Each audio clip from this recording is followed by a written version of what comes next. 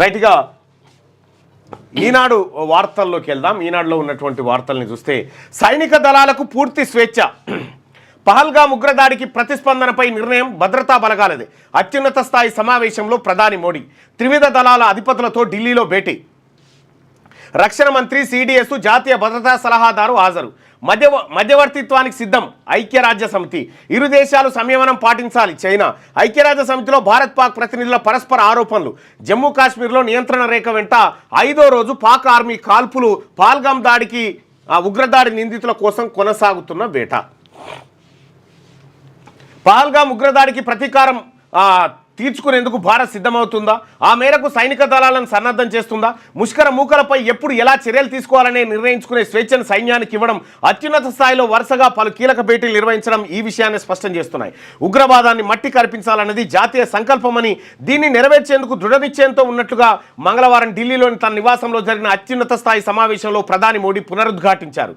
అంతకుముందు సైనిక ఉన్నతాధికారులు పలు దఫాలుగా సమావేశమై వ్యూహాల్ని సమీక్షించారు. మరోవైపు సరిహద్దుల్లో పాకిస్తాన్ కవింపు చర్యలను కొనసాగిస్తూనే ఉంది. వరుసగా 5వ రోజు సోమవారం అర్ధరాత్రి వరకు నియంత్రణ రేఖ వెంట కాల్పులు జరపగా భారత సైన్యం గట్టిగా తిప్పికొట్టింది. భారత్ పాకిస్తాన్ మధ్య ఉద్రిక్తత పెరిగిపోతున్న నేపథ్యంలో వాటిని సడలింపజేయడానికి మధ్యవర్తిత్వం వహించేందుకు సిద్ధంగా ఉన్నట్టుగా ఐక్యరాజ్య సమితి జనరల్ సెక్రటరీ జనరల్ గుటెరస్ వెల్లడించారు. ఇక ఇరు దేశాలు సంయమనం పాటించాలని చైనా సూచించింది.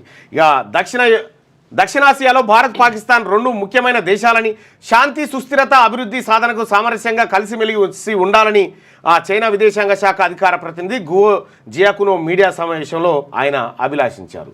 ఇక ఇవాళ కేంద్ర కేబినెట్ కీలక భేటీ కాబోతా ఉంది. కేంద్ర కేబినెట్ బుధవారం సమావేశం కానుంది. పహల్గామ్ ఉగ్రదాడి అనంతరం జరుగుతున్న తొలి భేటీ కావడంతో దీనికి ప్రాధాన్యం ఏర్పడింది. ఉదయం 11 గంటలకు ప్రారంభమయ్యే ఈ సమావేశానికి ప్రధాని మోడీ అధ్యక్షత వహించనున్నారు. గత వారం మంత్రిమండలి సమావేశం జరగలేదు. 23న భద్రతా వ్యవహారాల కేబినెట్ కమిటీ సమావేశమై ఉగ్రదాడిని ఖండించి పలు కీలక నిర్ణయాలు తీసుకుంది.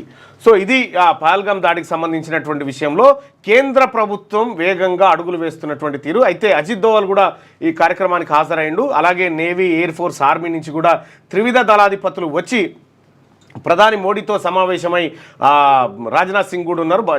వీళ్ళందరూ కూడా హాజరై ఒక నిర్ణయం ప్రధానమంత్రి ముంగట పెట్టినటువంటి పరిస్థితిలో ప్రధానమంత్రి మీరే స్వేచ్ఛగా నిర్ణయం తీసుకోండి ఈ అంశంలో అని చెప్పి చెప్పడం జరిగింది.